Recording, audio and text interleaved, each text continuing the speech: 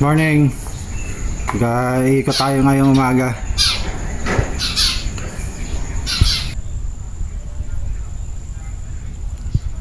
Nag-aaya si Kuya magbike.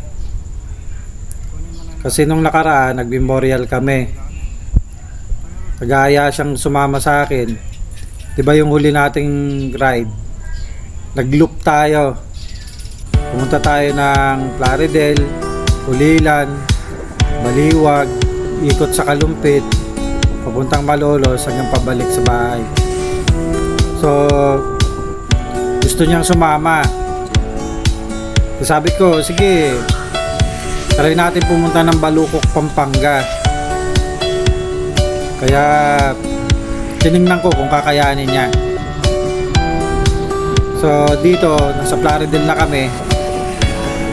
Okay pa siya, umahabol. Minsan sumasabay pa sa akin, dumidikit pa.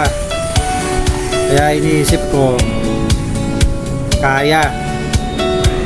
Kaya nagpatuloy lang kami.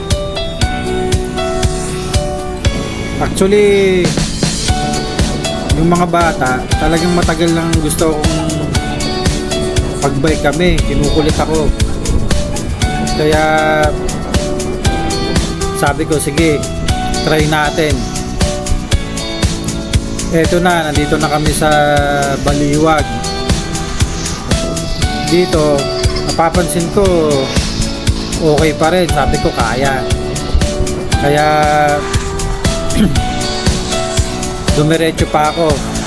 Ayun, pagdating dito sa part na to, napansin ko na bumabagal na. Eto, narinig ko yung sinabi niya. Pagod na ako. Kaya sabi ko, sige, try natin kahit dito lang sa bypass, para at least ma-experience mo lang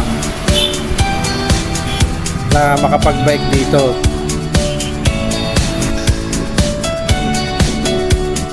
So habang binabaybay namin yung bypass, so habang tumatagal, nakikita ko wala na, talagang tumutukod na siya. Kaya sabi ko, umuwi na kami. So, kailangan niya pa ng practice.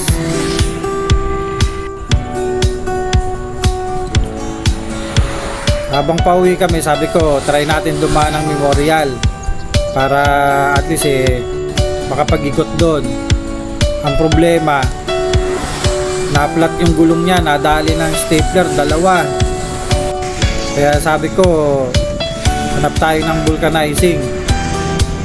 Kaya lang, sa tingin ko hindi na kakayanin, kaya bumili na lang ako ng bagong interior. Kaya sabi ko, tara na, umuwi na tayo, sa susunod na lang.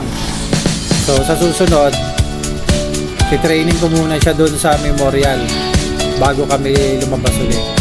So hanggang dito na lang, see you again. Salamat.